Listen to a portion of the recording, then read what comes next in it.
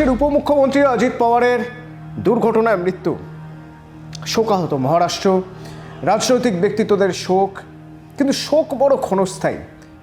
কোনো আপনজন মারা গেলেও সেই শোকের ধাক্কা কাটিয়ে ওঠার পর তার প্রিয়জনেরা চেষ্টা করেন হিসেব নিকেশ করে নিতে যে সম্পত্তির কি হবে। তো যেখানে অজিত পাওয়ার, যেখানে তিনি উপমুখ্যমন্ত্রী একটা রাজ্যের, এনসিপির সর্বেসর্বা একরকম, তিনি মারা যাওয়ার সঙ্গে সঙ্গে রাজনৈতিক ইকুয়েশন তো শুরু হয়ে যাবে যে তার ছেড়ে যাওয়া সিংহাসনে বসবেন কে, কে হবেন পরবর্তী উপমুখ্যমন্ত্রী মহারাষ্ট্রের, কে হবেন এনসিপির চালিকা শক্তি। এই নিয়ে জল্পনা কল্পনা শুরু হয়ে গিয়েছে।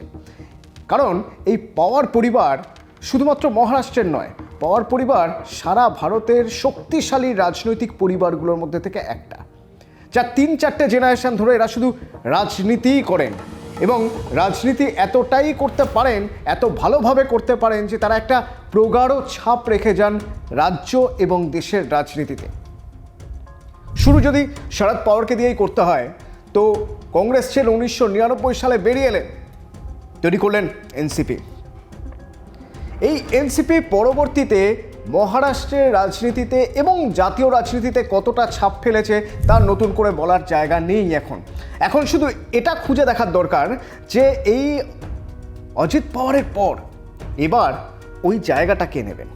ধরুন যদি জাতীয় রাজনীতির কথাই বলি, জাতীয় রাজনীতিতে এই মুহূর্তে এনসিপি যে জায়গায় দাঁড়িয়ে রয়েছে তাতে ধরেই নেওয়া হয়েছিল যে একটা সহজ ইকুয়েশন তৈরি হয়ে গিয়েছে। খুব ছোট স্তরে জোট তৈরি হয়ে গিয়েছিল, আবার কাকা ভাইপুর মিলন হয়ে যাচ্ছিল এবং এই ছোট স্তরে যে জোটটা তৈরি হয়েছিল একটা ইঙ্গিত মিলছিল, মনে হচ্ছিল যে হয়তো দুটো এনসিপি মিলে যাবে। আর দুটো এনসিপি যদি মিলে যায় তাহলে কি হবে সেই হিসেবেও কষে ফেলা হয়ে গেছিল। সেক্ষেত্রে শরদ পাওয়ার রাজনীতি থেকে অবসর নিতেন, অজিত পাওয়ার এনসিপির সর্বেসর্বা হতেন এবং এই জাতীয় স্তরে এনসিপির মুখ হতেন কে? শরদ পাওয়ারের কন্যা সুপ্রিয়া সুলে। যে সুপ্রিয়া সুলের সঙ্গে অজিত পাওয়ারের দিদি এবং ভাইয়ের টাসেল, যে টাসেলের জায়গা থেকে অজিত পাওয়ারের সরে যাওয়া, আলাদা দলে। এখন কথা হচ্ছে এইগুলো তো সব ঠিকঠাক ছিল, সে জাতীয় রাজনীতির ক্ষেত্রে সুপ্রিয়া সুলে মুখ হবেন, আর এনসিপি মহারাষ্ট্র আর কেন্দ্রে দু জায়গাতেই বিজেপির সঙ্গে থাকবে, এনসিপির চালিকা শক্তি হবেন অজিত পাওয়ার, শরদ পাওয়ার অবসর নেবেন। কিন্তু তার হলো কোথায়? আসলে মানুষ ভাবে একরকম আর হয়ে যায় আর এক রকম। অজিত পাওয়ার নেই, অজিত পাওয়ারের জায়গায় কে থাকবে? সুপ্রিয়া সুলে না, এই সুযোগ যে নেই তা বলা যাচ্ছে না, কারণ সুপ্রিয়া দেশের একজন বিশিষ্ট রাজনীতিবিদ এবং বারামতির 3বারের সাংসদ এই সুপ্রিয়া সুলে এনসিপির কার্যকরী সভাপতি, এনসিপি শরদ গোষ্ঠী কার্যকরী সভাপতি। কিন্তু সেদিক থেকে দেখতে গেলে সুপ্রিয়া সুলে যেটাই পেয়েছেন তা পেয়েছেন উত্তরাধিকার সূত্রে, পরিবার সূত্রে। সোনার চামচ মুখে দিয়ে জন্মেছেন, একেবারে মেঠো রাজনীতি কোনোদিন করেননি। আর মেঠো রাজনীতি করেননি বলেই সুপ্রিয়া সুলেকে মুখ হিসেবে ভাবতে একেবারে গ্রাউন্ড লেভেলের ওয়ার্কারদের একটু আপত্তি আছে, সমস্যা আছে। কোথাও যেন মনে হয় যে সেই একাত্মভাব নেই। সুপ্রিয়া সুলে হয়তো মুখ হতে পারবেন না। তাহলে আরেকটা নামের কথা বলা যেতে পারে, পাওয়ার পরিবারের তৃতীয় প্রজন্ম। সবে মহারাষ্ট্রের জনজীবন রাজনীতিতে প্রবেশ করেছেন, একটা বলিষ্ঠ ছাপ রেখেছেন, যদিও একবার ভোটে দাঁড়িয়েছেন, হেরে গেছেন। কার কথা বলছি অজিত পুত্র, অজিত পাওয়ারের ছেলে পার্থ 2019 সালে মাওয়াল থেকে লোকসভা নির্বাচনে প্রতিদ্বন্দ্বিতা করেছিলেন, হেরে গিয়েছিলেন। কিন্তু তবুও যেহেতু নতুন প্রজন্মের সবার মধ্যে বা ভোটারদের মধ্যে পার্থর একটা ইমেজ আছে, হ্যাঁ, পার্থকে পছন্দ করে, তার কথা বলার ধরন পছন্দ করেন, সেই জন্য পার্থর উপর কি বাজি ধরবে পাওয়ার পরিবার, এনসিপি? পার্থর উপর বাজি ধরার একটা ক্ষীণ সুতোর মতো সুযোগ দেখা যাচ্ছে। তবে যদি এই দুটো নাম বাদ দিই তাহলে আবার অনেকে আরও একটা নামের কথা বলবেন এবং সেই নাম অবশ্যই প্রফুল্ল প্যাটেল। তার কারণ আগের যে দুটো নাম সেই দুটো নামের সঙ্গে একটাই সমস্যা ছিল, অভিজ্ঞতা। অভিজ্ঞতা নেই, গ্রাউন্ড লেভেলে কাজ করার অভিজ্ঞতা নেই, জাতীয় রাজনীতির পাশাপাশি একদম রাজ্য স্তরের রাজনীতি, একেবারে জেলাবাড়ি রাজনীতি কিভাবে করতে হয় এই সব অভিজ্ঞতা যে লোকটার রয়েছে সেই লোকটা প্রফুল্ল প্যাটেল।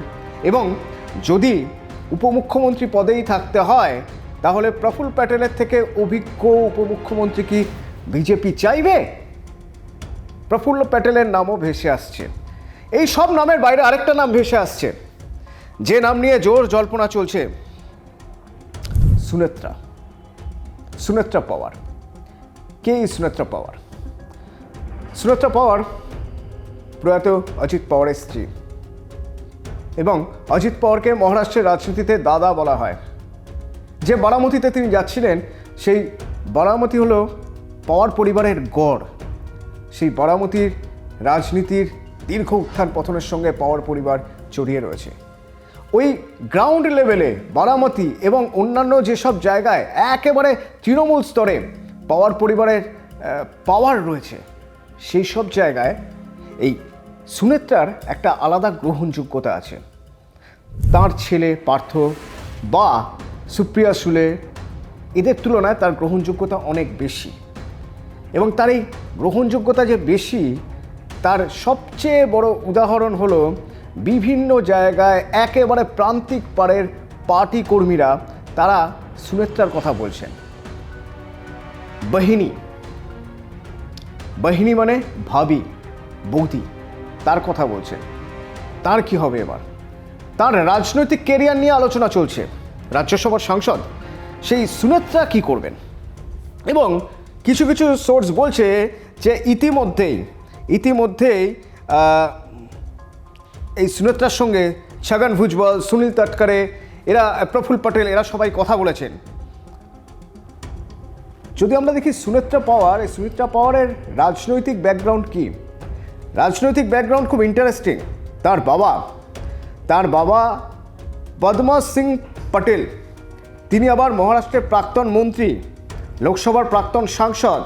তার মেয়ে সুনেত্রা পাওয়ার, যাকে মহায়ুতি জোটের স্থায়িত্ব এবং এনসিপিতে একটা আবেগ, এনসিপির জন্য যে আবেগ, বারামতির আবেগ, সেই আবেগ ধরে রাখতে সুনেত্রাকেই যোগ্য প্রার্থী বলে মনে করছেন এই ছগন ভুজবল বা প্রফুল্ল প্যাটেল। এবং তারা বারবার বলছেন, ধরুন এই নরহরি জিরওয়াল, তিনি তো বলছেন, একদম সরাসরি প্রকাশ্যে বলছেন যে আম আদমি যারা এনসিপিকে ভালোবাসে, যারা পাওয়ার পরিবারকে ভালোবাসে, তারা চান বহনি মানে বৌদি, মানে সুনেত্রা পাওয়ার, তিনি এবার পাওয়ারে আসুন, পাওয়ার পরিবারের লিড করুন, ফেস হন, এনসিপির ফেস হন। এবং শুধু তাই নয়, পার্টির সবাই যদি চায় তাহলে উপমুখ্যমন্ত্রী পদেই আসুন। অর্থাৎ স্বামী যেখানে শেষ করে গিয়েছেন ঠিক সেখান থেকে শুরু করতে হবে সুনেত্রা পাওয়ারকে। এবং রাজনৈতিক মহলের একাংশ মনে করছে এটাই বোধহয় এনসিপির জন্য সঠিক এবং সময়োপযোগী সিদ্ধান্ত হবে যদি তারা অজিত পাওয়ারের আসন দিয়ে দেন তার স্ত্রী সুনেত্রা পাওয়ারকে।